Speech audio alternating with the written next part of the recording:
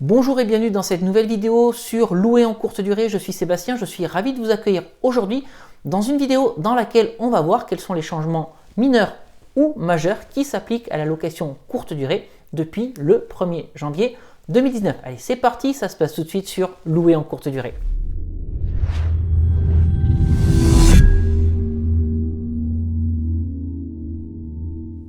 Alors avant qu'on voit ensemble quels sont les changements qui s'appliquent à la location courte durée depuis le 1er janvier 2019 pour toutes les personnes qui souhaitent se lancer dans cette activité mais qui impactent également les gens qui font déjà de la location courte durée, je vous invite à vous abonner à cette chaîne YouTube si vous ne l'avez pas encore fait. Ça vous permettra de rejoindre une communauté de plusieurs milliers de personnes passionnées d'immobilier, de location courte durée, de stratégie de location à haut rendement.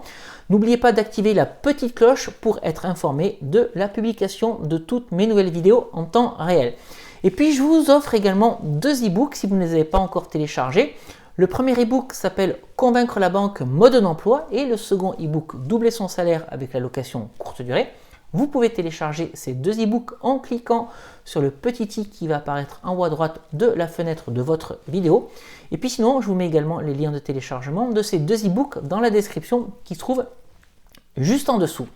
Alors comme chaque année, en début d'année, il y a de nouvelles normes, qu'elles soient fiscales ou qu'elles soient administratives, qui arrivent. Et cette année, la location courte durée n'échappe pas à la règle. Et donc, je vous propose de voir ou de balayer ensemble les changements majeurs ou mineurs qui impactent la location courte durée en ce début d'année 2019. Alors, on va dans un premier temps commencer, ce sera la première partie de cette vidéo, par l'enregistrement. Lorsque vous faites de la location courte durée, il faut que le logement dans lequel vous exercez cette activité soit déclaré comme un logement à activité entre guillemets touristique. Et donc, vous devez déclarer votre logement en tant que meublé de tourisme. Alors, jusqu'à présent, pour déclarer ce logement en tant que meublé de tourisme, il fallait le faire d'une seule et unique manière en remplissant un formulaire CERFA qui s'appelait le CERFA 14004. Et d'ailleurs, certaines communes continuent à utiliser ce formulaire CERFA 004 pour déclarer les logements en location courte durée. Maintenant, il y a d'autres communes qui sont passées sur un autre mode de fonctionnement et cet autre mode de fonctionnement, en fait, c'est le numéro d'enregistrement. Donc généralement, ce sont les communes dans les grandes agglomérations ou les communes en zone tendue. Donc sur ces communes-là, on ne remplit pas un CERFA 14004, mais on doit se rapprocher de l'urbanisme pour récupérer un numéro d'enregistrement. Voilà, c'est ce numéro d'enregistrement qui vous identifie, entre guillemets, comme logement à caractère touristique, ou en tout cas logement dans lequel vous recevez une clientèle pour des courts séjours. Et au passage, ce numéro d'enregistrement, vous devez ensuite le mettre sur toutes les annonces sur les plateformes de location en ligne, qu'on parle de Booking, qu'on parle d'Airbnb ou de toutes les autres plateformes. Si votre commune vous impose d'avoir ce numéro d'enregistrement doit apparaître sur toutes les annonces de réservation en ligne. Maintenant, si vous vous trouvez dans une commune qui exige ce numéro d'enregistrement et que vous faites de la location courte durée dans votre résidence principale, alors ce numéro d'enregistrement, vous allez également devoir aller le chercher et le mettre sur les annonces des plateformes de réservation en ligne. En ce qui concerne la durée, le nombre de nuits maximum pour faire de la location courte durée, là il n'y a aucun changement. Si c'est dans votre résidence principale, la limite elle est à 120 jours. Si vous faites de la location courte durée dans un logement dédié à cette activité, il n'y a aucune limite sur le nombre de jours ou de nuits pour faire de la location courte durée. Ensuite, point numéro 2 de cette vidéo, le changement d'usage. Pour faire de la location courte durée, il y a certaines communes qui exigent de faire un changement d'usage du bien immobilier qui va être dédié à cette activité. Alors ça peut paraître normal puisque finalement le bien immobilier qui va être dédié à une activité de location courte durée, c'est un bien immobilier qui ne pourra plus être destiné à de l'habitation principale, c'est-à-dire qu'il ce bien ne pourra pas accueillir une personne, un couple ou plusieurs personnes qui vont élire leur résidence principale dans ce logement. Alors, ce changement d'usage en soi, c'est pas quelque chose de nouveau. Il y a certaines communes qui appliquaient déjà ce changement d'usage, mais il y a d'autres communes qui exigent ce changement d'usage à partir du 1er janvier 2019. C'est notamment le cas de Toulouse que je connais plus particulièrement. Alors ce changement d'usage, en fait, soit la commune vous l'accorde, donc vous avez le feu vert pour faire de la location courte durée, soit la commune ne vous l'accorde pas, auquel cas, eh bien, vous n'avez pas le feu vert pour faire de la location courte durée. Mais retenez bien en tout cas que toutes les communes n'exigent pas un changement d'usage pour faire de la location courte durée. Généralement, ce sont les communes qui se situent en zone tendue. Si vous voulez savoir si votre commune exige ce changement d'usage, eh bien, rapprochez-vous tout simplement de l'urbanisme de votre ville. Troisième point de cette vidéo, la surface de compensation. Ça, j'en ai déjà parlé dans de nombreuses vidéos sur cette chaîne YouTube. Il y a certaines communes qui exigent une surface de compensation pour que vous ayez le droit de faire de la location courte durée. Alors, petit rappel, qu'est-ce que c'est que la surface de compensation?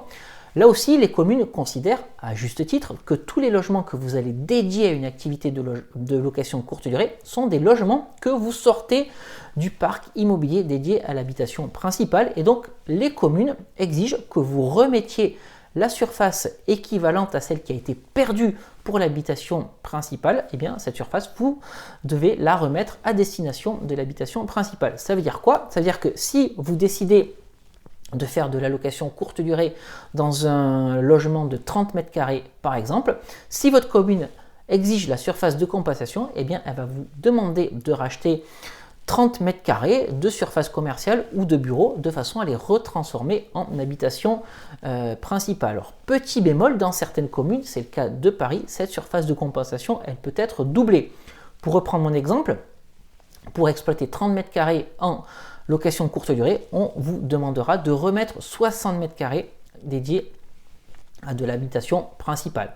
Donc voilà, ça c'est une manière de limiter, voire d'interdire l'activité de location courte durée. En tout cas, adressez-vous également à l'urbanisme de votre ville pour savoir si votre commune exige cette surface de compensation, parce que dans les zones tendues, il y a des communes qui exigent la surface de compensation, il y a d'autres communes qui n'exigent pas cette surface de compensation, il y a des communes qui exigent cette surface de compensation à partir d'une certaine surface. Donc voilà, les règles sont différentes d'une ville à l'autre. Le mieux, encore une fois, c'est de vous rapprocher de l'urbanisme de votre ville. Quatrième point de cette vidéo, il concerne la taxe de séjour et sa collecte. Jusqu'à présent, en fait, la taxe de séjour, en fait, lorsque je dis jusqu'à présent, c'est-à-dire jusqu'à fin 2018, la taxe de séjour, elle était due par voyageur et par nuit. Et lorsqu'on fait de la location courte durée, il faut différencier plusieurs types de logements. Il y a les logements non classés, et puis il y a les logements classés 1 étoile, 2 étoiles, 3 étoiles, 4 étoiles, etc.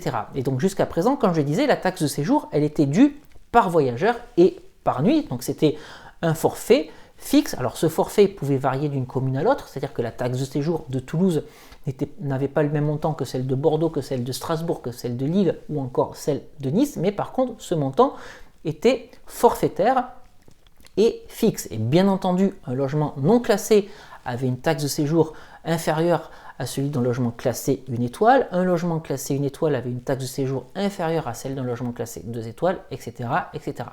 Et bien à partir du 1er janvier 2019, les règles changent puisque cette taxe de séjour sur les logements non classés, elle n'est plus forfaitaire, mais elle est indexée sur le prix de la nuit. Et lorsque je dis qu'elle est indexée sur le prix de la nuit, c'est-à-dire que le montant de cette taxe de séjour va varier entre 1% et 5% du prix de la nuit. Et ce pourcentage, de 1 à 5%, c'est à la libre appréciation de la commune. C'est la commune qui décide que la taxe de séjour va être indexée de 1%, 2%, 3%, 4% ou 5% du prix de la nuit. On va prendre un exemple. Si jamais vous vendez vos nuits 50 € par exemple, et que la commune a décidé que le montant de la taxe de séjour pour les logements non classés serait égal à 5% du prix de la nuit, eh bien ça veut dire que pour ce logement non classé, le montant de la taxe de séjour par nuit et par personne sera de 5% de 50 €, ce qui fait 2,50 €. Mais maintenant, si pour une raison X ou Y, vous êtes obligé de vendre votre nuit non pas 50 € mais 40 €, et bien là, le montant de la taxe de séjour sera de 5% de 40 €, ce qui fait 2 €. Et ce qui fait que dans ces configurations-là, on se retrouve finalement avec une taxe de séjour plus importante pour les logements non classés que les logements classés 1 étoile, 2 étoiles, etc. Alors bien entendu, pour les logements non classés, le montant de cette taxe de séjour, je viens d'expliquer, il est indexé sur le prix de la nuit. Par contre, il va être capé. Et comment est-ce qu'il va être capé? Il va être capé, c'est-à-dire que le montant de la taxe de séjour pour les logements non classés ne pourra pas dépasser la limite de la taxe de séjour des logements 4 étoiles. Ensuite, 5e point de cette vidéo, c'est l'entrée en vigueur de la loi pour une république numérique. Alors ça, c'est une loi qui a été insufflée par le gouvernement Hollande. Et bien, à partir du 1er janvier 2019, les plateformes de réservation en ligne peuvent remonter à l'administration fiscale un certain nombre d'informations, notamment concernant le nombre de nuits que vous aurez vendues ou le chiffre d'affaires que vous aurez réalisé. Voilà, donc ce sera une manière de croiser les informations entre ce qui est déclaré d'un côté par les propriétaires bailleurs et ce que remontent les plateformes de réservation en ligne. Voilà donc ce que je voulais partager avec vous aujourd'hui dans cette vidéo en ce qui concerne la location courte durée pour 2019. Il n'y a pas forcément de gros changements, puisque à partir du moment où on fait de la location courte durée, il a toujours été obligatoire d'identifier le logement comme logement destiné à accueillir des personnes pour de courte durée. En ce qui concerne le changement d'usage ou la surface de compensation, ça c'est des choses qui existent depuis plusieurs années pour certaines communes. La grosse nouveauté cette année, voilà, c'est le montant de la taxe de séjour pour les logements non classés qui va être indexé sur le prix de la nuit. Et ce que j'ai oublié de vous dire également, c'est que certaines plateformes de réservation en ligne vont maintenant collecter la taxe de séjour pour la transmettre directement à la commune. Vous n'aurez plus à la collecter auprès des voyageurs. Cette taxe de séjour, c'est la plateforme de réservation en ligne qui la prendra directement aux voyageurs avant de la reverser à la commune. Donc finalement, l'augmentation de cette taxe de séjour, est-ce que c'est un vrai problème pour les logements non classés? Pas forcément, parce qu'au final, qui paie cette taxe de séjour? Eh bien, ça reste le voyageur. Maintenant, vous avez aussi la possibilité de faire classer votre logement si vous estimez que ça peut être intéressant pour vous. Déjà, d'avoir un logement classé 1 étoile, 2 étoiles, 3 étoiles, ça peut être un argument de vente. Et puis dans certains cas particuliers, mais ça ne fera pas l'objet de cette vidéo, ça peut également avoir un avantage fiscal. Voilà. Maintenant, lorsqu'on parle de changement d'usage et de surface de compensation, puisque j'en viens à la conclusion de cette vidéo, est-ce que c'est forcément quelque chose de problématique? J'ai envie de dire non, parce que quelles sont les communes qui exigent cette surface de compensation et ce changement d'usage? Eh bien, ce sont les communes qui se situent en zone tendue, et on sait très bien qu'en zone tendue, on se trouve dans des communes où le prix de l'immobilier est élevé. Et qui dit prix de l'immobilier élevé, dit des communes dans lesquelles les rentabilités immobilières ne sont pas forcément au rendez-vous. On est plutôt sur des communes à investissement de type patrimoniaux et non pas investissement de type rentabilité et cash flow. Et je pense notamment à des communes comme Lyon ou Bordeaux, où il devient maintenant, avec le prix de l'évolution, avec l'évolution du prix de l'immobilier, très compliqué d'aller chercher des projets immobiliers qui s'autofinancent à moins de faire de la location courte durée. Donc est-ce que pour autant maintenant il est intéressant d'investir dans ces communes?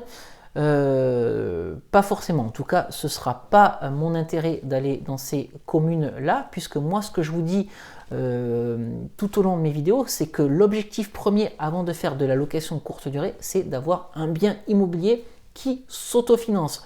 Donc, aller dans des communes comme Lyon, comme Bordeaux, pour ne citer qu'elles, mais il y en a tout un tas d'autres, où de toute façon, il sera difficile d'avoir un projet immobilier qui s'autofinance, donc forcément ce ne sera pas des communes, puisque les projets ne s'autofinancent pas, dans lesquels il faudra faire de la location courte durée. Donc la surface de compensation, le changement d'usage, en soi c'est pas forcément un problème majeur, puisque les communes ne sont pas intéressantes pour investir. En tout cas, c'est mon avis. Donc, dans quelle commune faire de l'investissement immobilier en 2019? Eh bien, plutôt dans des communes de taille moyenne, voilà, des communes qui ne sont pas en zone tendue, où la réglementation va être beaucoup plus souple, et il y a énormément de communes dans lesquelles il est intéressant de faire de la location courte durée, parce que le prix de l'immobilier est abordable, et parce que,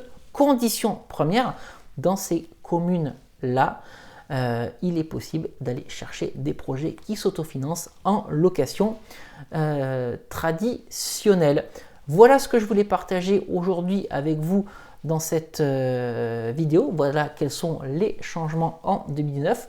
Voilà comment faire de la location courte durée en 2019 en respectant les règles. J'espère que cette vidéo vous aura plu. Si c'est le cas, n'hésitez pas à la liker, n'hésitez pas à la partager. Si vous avez des questions par rapport à cette réglementation, utilisez la zone commentaire qui se trouve juste en dessous. Et puis, il est l'heure de vous quitter. Et puis, comme d'habitude, alors, on se retrouve très prochainement pour une nouvelle vidéo sur louer en courte durée. Je vous dis à très bientôt. Ciao!